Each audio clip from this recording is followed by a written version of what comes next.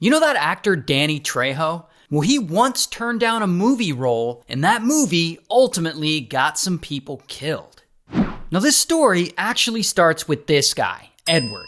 And Edward is 44 when all this begins, and he's living in Los Angeles.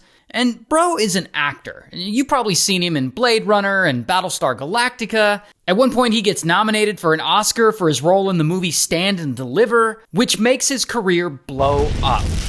But one day in 1991, Edward gets the opportunity of a lifetime, because a movie studio offers him a chance to direct and star in the lead role of his own movie. And this is great news for Edward. So he gets to thinking. He really wants to make some sort of mafia movie, like The Godfather or Goodfellas, something people will love. And ultimately, he decides to make his movie based on a true story of the Mexican Mafia. The movie will eventually be called American Me. And since Edward's movie is based on a true story, he wants everything to be legit. So he takes the extra step to hire actors and consultants who personally know or have worked with the Mexican Mafia. One of those actors that Edward tries to hire is this guy, Danny Trejo. Now, Danny, he's a really interesting guy. Up to this point in the story, he spent most of his adult life in prison for all kinds of things, dealing drugs and stabbing a guy in the face, and at one point he was charged with attempted murder and was facing the death penalty. But after he got out of prison, he got clean, he got sober, and he turned his life around and got into acting. And you've probably seen him in a million different movies and TV shows. Machete, Breaking Bad, he's been in all kinds of things. But at the time Edward tries to hire him for his movie American Me, remember, it's still 1991. So Danny is somewhat new to acting at this point, and he isn't really famous yet. Regardless, Edward knows Danny is the real deal. He knows Danny is friendly with a lot of real members of the Mexican Mafia because, he was in prison with a lot of them. So Edward sends Danny the script to American Me to get him to be in it. And Danny reads this script, and immediately he's like, oh, hell no, I am not going to be in this movie. Because there's a big problem. The movie is supposed to be a true story about the two heads of the Mexican Mafia gang. However, Edward's script has taken some artistic liberties with the story. For example, there are major events in the script that didn't happen in real life, including one of the top members of the Mexican Mafia getting SA'd by another male while locked up in juvenile hall. And Danny knows the real members of this gang, they're not going to like this. They'll see this as a sign of disrespect. Not only that, he knows that all of the members of that gang have taken an oath to seek revenge on anyone who disrespects them, which means that this script is probably going to get some people killed. So Danny agrees to meet with Edward to talk to him about this script. He's got to tell him how dangerous it is to make this movie. So they meet up at a local deli. And when Edward walks into the place, he's suddenly dressed like a cholo, because I guess this is some form of method acting. And Danny cringes because he knows he's a rich Hollywood actor with no prison or gang experience at all. And so now it is very apparent to Danny that this guy has no idea how serious this all is. And he tries to warn him, Edward, you can't do this. You can't base this movie on real gangsters and then disrespect them by adding SA scenes that didn't happen in real life. And Edward's like, but it's more theatrical this way, so I took some artistic liberties. And Danny's like, artistic liberties? This is the Mexican Mafia. They'll kill you.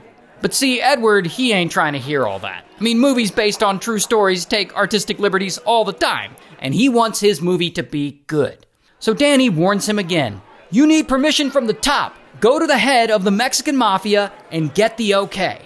And for whatever reason, Edward then tells him, I did. I met with Pegleg, and he gave me the okay. Of course, he didn't meet with Pegleg or anyone. No one gave him the okay. He just said that. Now, later that night, Danny, he's at home, and he has serious doubts about the Mexican Mafia giving Edward the okay. Then, his phone rings, and on the other end of the line is this guy, Pegleg. And Pegleg, he's the head of the Mexican Mafia, and one of the guys Edward's movie is based on. Now, Pegleg is also calling from prison, And even though he's locked up, he's already heard about the movie Edward is making about him and his gang, and he doesn't seem happy about it at all. He's like, I hear you're in that movie. And Danny's like, nah, I'm not doing that movie out of respect for you and your gang. And then Danny asks him, did Edward get permission from you? He says he did. And Pegleg's like, absolutely not. That script is bullshit. So, just as Danny suspected, Edward had straight up lied to him about getting permission from the top. And now, the Mexican Mafia gang is watching Edward's every move. Regardless, Edward moves forward and he starts filming his movie. He even hires former gang members as consultants and extras on set. One of the consultants he hires is this woman, Ana. And Ana is an ex-gang member who is now an anti-gang activist who spends her time trying to help kids and stop them from joining gangs. So Edward hires her to consult about the authenticity of the way the gangs in his movie are portrayed and stuff like that. And he even gives her a small part in his movie. And so anyway, months pass, and it's now 1992. And the movie is completely finished filming, and it's all edited together, and Edward, he's all excited to finally show the world his masterpiece. And so American Me comes to theaters, and unfortunately, it's hardly noticed by audiences. Like, it doesn't perform well. But it does, however, get the full attention of the Mexican Mafia.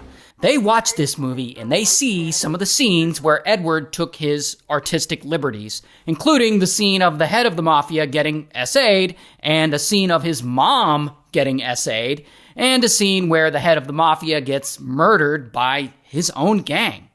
All things that didn't actually happen in real life, and all things that they find highly offensive. And so these guys get super pissed off, and they now want revenge. 2 months later, Ana, the gang consultant on the movie, is standing in her driveway with her son, when suddenly, boom, 2 masked gang members appear out of nowhere, and blam, blam, blam, blam. They shoot her 13 times, and then they flee the scene. Oh, but the Mexican Mafia doesn't stop there. Around the same time, they gun down another ex-gang member, who was a consultant and an extra in the movie, and then another, and they don't stop. According to Danny Trejo, as many as 10 people are murdered for their involvement in this movie. And during all this, I assume Edward is panicking and fearing for his life, because who wouldn't be? And now from here, allegedly, members of the Mexican Mafia start stalking him, and they start extorting him. And over the next 3 years, they demand that he pay them money, and they also demand property from him. Although we don't know how much money they demanded or what property. And I guess ultimately he gives them what they want because, when all is said and done, Edward actually doesn't end up getting murdered. So, good for him.